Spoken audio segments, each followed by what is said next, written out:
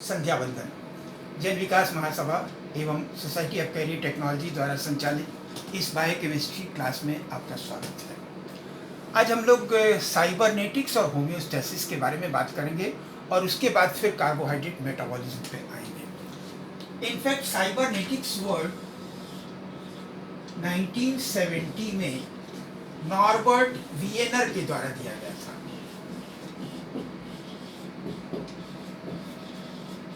Norbert वियनर एक French scientist थे। उन्होंने एक कंसेप्ट दिया और ये साइबरनेटिक्स का सिद्धांत ये कहता है कि साइबरनेटिक्स शब्द का मतलब होता है साइंस ऑफ स्टीयरिंग। जो कार चलाते समय स्टीयरिंग आप दाएं बाएं घुमाते हैं तो उस स्टीयरिंग के द्वारा कंट्रोल करते हैं, तो इसी स्टीयरिंग के साइंस को साइबरनेटिक्स कहते हैं। और एक बहुत महत्वपूर्ण सिद्धांत था ये, पिछले 50 सालों में दिया गया, जो ये कहता है कि निर्जीव पदार्थों में और सजीव चीज़ों में, निर्जीव पदार्थों और सजीव जीवों दोनों में कंट्रोल मैकेनिज्म बिल्कुल सिमिलर होता है। कैसे? जैसे हम कोई वाहन चला रहे हैं तो वाहन चलाते समय दो चीज़ें होती हैं। एक तो जहाँ रास्ता खाली मिलता है हम एक्सेलरेटर पे पैर रखते हैं, रफ्तार बढ़ा देते हैं, और यदि सामने कोई गड्ढा या कोई अवरोध आ जाता है तो हम ब्रेक पे पैर रखते हैं, रफ्तार धीमी कर लेते हैं। तो एक तो रफ्तार बढ़ाने वाला और एक रफ्तार धीमी करने वाला, दो चीज़ों के संतुलन से हम वाहन चलाते हैं। ऐसे ही हमारे शरीर में भी, मान लीजिए हम दौड़ करके आते हैं, फिजिकल एक्सरसाइज करके आते हैं, तो हमारे शरीर की ऊर्जा की आवश्यकता बढ़ जाती है। तो उस समय क्या होता है, जो हमारे नर्वस सिस्टम की जो सिंपैथेटिक नर्व्स हैं, सिंपैथेटिक नर्व्स हमारे रेस्पिरेटरी रेट को बढ़ा देती हैं, हार्ट बीट को बढ़ा देती हैं, जिससे जल्दी जल्दी हम सांस लेते हैं, जल्दी जल्दी मांसपेशियों को ऊर्जा मिलती है। लेकिन इसी के साथ में एक और शक्ति होती है पैरासिम्पैथेटिक नर्व्स की। तो पैरासिम्पैथेटिक नर्व्स क्या करती हैं? आपने देखा होगा कि जब आप दौड़ के आए थे, हाँफ रहे थे, धीरे धीरे 5-7 मिनट में वो रफ्तार धीमी करते करते 5-7 मिनट में वो नॉर्मल आ जाती है। तो पैरासिम्पैथेटिक नर्व्स क्या करती हैं कि जो हार्ट बीट और रेस्पिरेटरी रेट बढ़ा हुआ था उसको धीरे धीरे कम करती हैं। और वाहन चलाते समय भी यही होता है। तो ये एक बहुत महत्वपूर्ण सिद्धांत है साइबरनेटिक्स का, जो 1970 में नॉर्बर्ट वियनर ने दिया, और इन्होंने कहा कि कंट्रोल मैकेनिज्म इनएनिमेट ऑब्जेक्ट और एनिमेट ऑब्जेक्ट दोनों में सिमिलर होते हैं। अब इन्होंने कहा कि इसके दो भेद होते हैं। जो मशीन में कंट्रोल मैकेनिज्म होता है उसके लिए इन्होंने सर्वो मैकेनिज्म नाम दिया।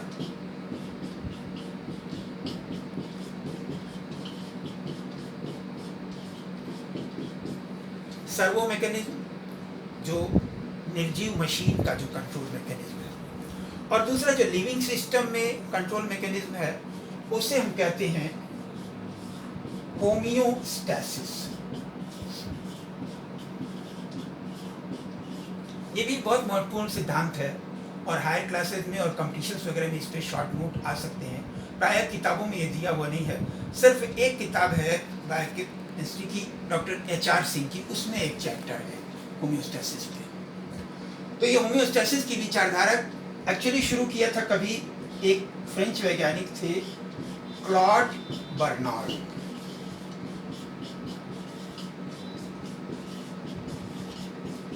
और क्लॉड बर्नार्ड ने एक बहुत अजीब सी विचारधारा दी, बिल्कुल नया कंसेप्ट दिया।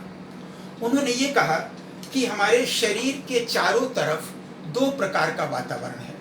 एक तो हमारे शरीर के चारों तरफ का जो वातावरण है, ठंडक, गर्मी, बरसात, सूखा, बारिश, रोशनी, अंधेरा, ये सब तो हमारे शरीर के चारों तरफ का वातावरण है, जिसे उन्होंने बाहरी वातावरण या एक्सटर्नल एनवायरनमेंट का नाम दिया।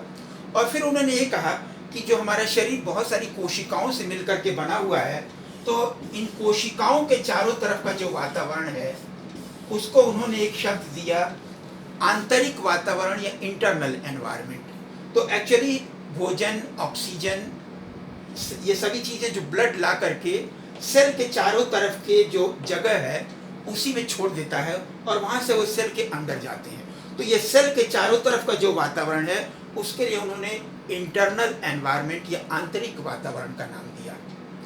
और उन्होंने ये तक कहा है कि हमारे जितने भी फिजियोलॉजिकल प्रोसेसेस हैं उनका एक ही पर्पस है कि किसी तरह से इस आंतरिक वातावरण या इंटरनल एनवायरनमेंट को कांस्टेंट बनाए रखा जाए।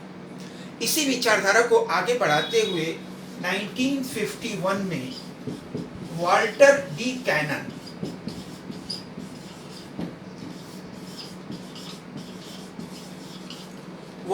कैनन ने सबसे पहले ये होम्योस्टैसिस वर्ड इस्तेमाल किया और उन्होंने कहा आंतरिक वातावरण को कांस्टेंट बनाए रखने की क्रिया को होम्योस्टैसिस कहते हैं। Homeostasis is maintenance of a constant internal environment. अब आइए देखते हैं कि कैसे विभिन्न परिस्थितियों में ये होम्योस्टैसिस मेंटेन किया जाता है। ये देखते हैं इस होम्योस्टैसिस के उदाहरण कि हमारे शरीर में ब्लड में ग्लूकोज की मात्रा कैसे नियंत्रित की जाती है। सामान्यतः ब्लड में ग्लूकोज की मात्रा 80 to 140 मिलीग्राम ग्लूकोज पर 100 ml ऑफ ब्लड मेंटेन की जाती है। कैसे मेंटेन की जाती है? सबसे पहले तो फूड का डाइजेशन होता है, भोजन नली के अंदर ग्लूकोज बनता है और फिर ये एब्जॉर्ब होता है, एब्जॉर्ब होकर के ब्लड में आता है। ब्लड में जहाँ कभी भी जैसे डाइजेशन और एब्जॉर्प्शन के बाद, खाना खाने के बाद ब्लड में ग्लूकोज की मात्रा बढ़ी तो ये खबर तुरंत जाती है इस बीटा सेल को, और बीटा सेल जो है पैंक्रियाटिक आइलेट्स की, ये इंसुलिन हार्मोन सिक्रीट करती हैं। इंसुलिन हार्मोन ग्लाइकोजिनेसिस करता है, अर्थात ये ग्लूकोज से ग्लाइकोजन बना देता है लीवर और मसल सेल्स जो स्टोरेज ऑर्गन है उनमें। और फिर तो इस प्रकार से ग्लूकोज से ग्लाइकोजन बनने की क्रिया को कहते हैं ग्लाइकोजिनेसिस। अब थोड़ी देर के बाद जैसे हर सेल ने इस्तेमाल कर लिया ग्लूकोज को, उसकी मात्रा कम होने लगी, तो ये जो भंडार घर है ग्लूकोज का, लीवर और मसल सेल्स, एक होती है जहाँ मात्रा कम हुई तो कम होने पर यह खबर जाती है अल्फा सेल को, और अल्फा सेल एक ग्लूकागॉन हार्मोन सिक्रीट करते हैं। और ये ग्लूकागॉन हार्मोन क्या करता है कि स्टोरेज ऑर्गन में से ग्लाइकोजन से ग्लूकोज बना देता है और ये ग्लूकोज फिर ब्लड सर्कुलेशन में आ जाता है। अब ये तो एक एस्पेक्ट है, और इसी के साथ एक और बड़ी इंटरेस्टिंग बात है, यूरिन फॉर्मेशन के समय यहाँ पर अप टू 180 मिलीग्राम पर 100 ml ऑफ ब्लड तक जो भी सारा ग्लूकोज छन करके आता है वो फिर सराउंडिंग ब्लड में वापस कर दिया जाता है। ब्लड की इसको फिल्टर करके रखने की क्षमता सीमित है, तो 180 मिलीग्राम तक तो यदि ब्लड में ग्लूकोज लेवल है तो वो यूरिन फॉर्मेशन के समय किडनी ट्यूब्यूल से ब्लड में एब्जॉर्ब हो जाता है और यूरिन में ग्लूकोज नहीं आने पाता है। लेकिन दूसरी स्थिति, यदि कभी 180 मिलीग्राम पर 100 ml ब्लड से ज़्यादा हो जाए ग्लूकोज की मात्रा, तो कुछ ग्लूकोज जो है यूरिन के साथ बाहर आने लगता है, जिसे आप कहते हैं डायबिटीज़ मेलिटस। ये तो एक एस्पेक्ट था। अब ग्लूकोज की मेटाबॉलिज्म में, कार्बोहाइड्रेट की मेटाबॉलिज्म में, मेटाबॉलिज्म क्या होता है? इसे यूँ समझिए कि जैसे हमने किसी का पुराना मकान ले लिया और पुराना मकान लेने के बाद हम अपनी इच्छा से अपनी डिजाइन का नया मकान बनवाना चाहते हैं, तो पहले हम क्या करते हैं कि उस मकान को तोड़वा करके सारी ईंट अलग कर लेते हैं और फिर अपने डिजाइन के हिसाब से उस ईंट से फिर नया मकान बनवाते हैं। हमारा शरीर यही करता है कि पौधे से हमें कार्बोहाइड्रेट, फैट, प्रोटीन मिलता तो है, लेकिन हमारे शरीर की आवश्यकताएं कुछ अलग हैं। तो पहले तो वो भोजन नली के अंदर उस कार्बोहाइड्रेट, फैट और प्रोटीन का पाचन होता है, और उसके बाद जो चीज़ें बनती हैं फिर उससे हमारे शरीर की आवश्यकता के अनुसार चीज़ें बनाई जाती हैं।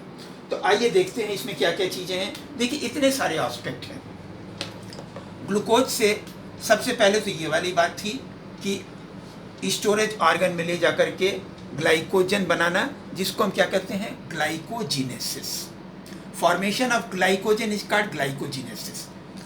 दूसरी बात, जो जब कम होने लगा तो क्या हुआ, भंडार घर में से ग्लाइकोजन का ब्रेकडाउन करके ग्लूकोज बनाया गया और ये ग्लूकोज फिर ब्लड में आ गया।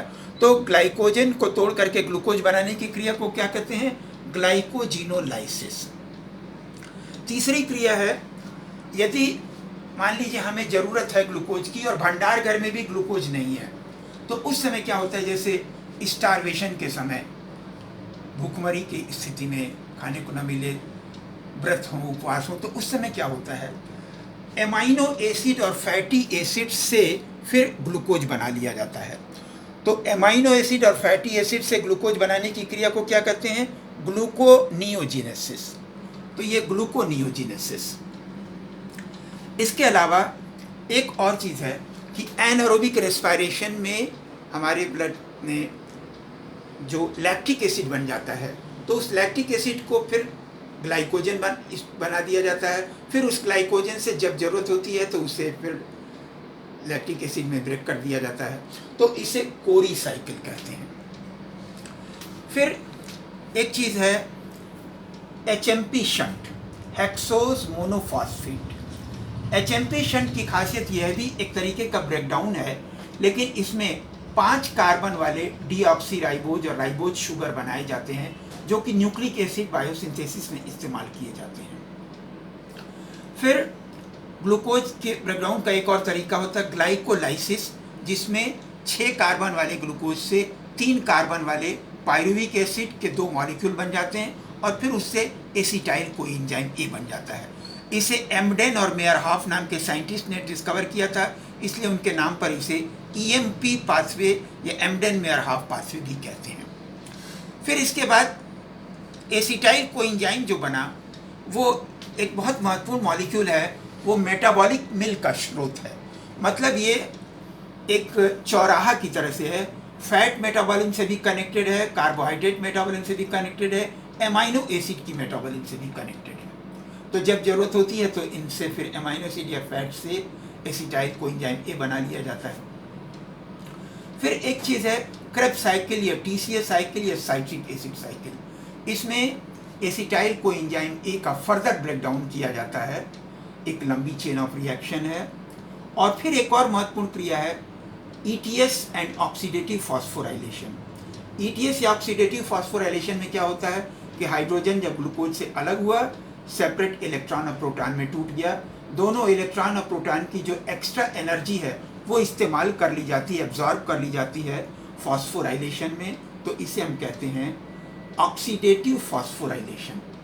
ऑक्सीडेशन मतलब किसी भी चीज़ से ऑक्सीजन का जुड़ना या उसमें से हाइड्रोजन का अलग होना या उससे लॉस ऑफ इलेक्ट्रॉन। और फॉस्फोराइलेशन क्या है कि जब कोई भी चीज़ फॉस्फेट से क्रिया करती है तो उसे फॉस्फोराइलेशन कहते हैं। यहाँ पे क्या होता है कि ग्लूकोज के ऑक्सीडेशन में जो एनर्जी निकली वो एनर्जी इलेक्ट्रॉन ट्रांस के रूप में आई और उससे फिर एनर्जी ADP के फॉस्फोराइलेशन से ATP बनाने में इस्तेमाल कर दी जाती है। एक और महत्वपूर्ण क्रिया है जो कि हरे पौधों में के क्लोरोफिल मॉलिक्यूल के द्वारा किया जाता है कि ये सूरज की रोशनी, वायुमंडल की कार्बन डाइऑक्साइड और पानी की उपस्थिति में प्रकाश संश्लेषण के द्वारा ग्लूकोज बनाने की क्रिया करते हैं। तो जो निर्माण की क्रिया है उसको तो एनाबॉलिज्म कहते हैं और जो तोड़ फोड़ वाली क्रिया होती है उसको कैटाबॉलिज्म कहते हैं। इन दोनों को मिला करके मेटाबॉलिज्म कहते हैं। अब आइए इन सारे एस्पेक्ट्स के बारे में एक एक करके बात करते हैं। तो आज के लिए बस इतना। Thank you very much. बाकी बातें हम लोग कल करेंगे।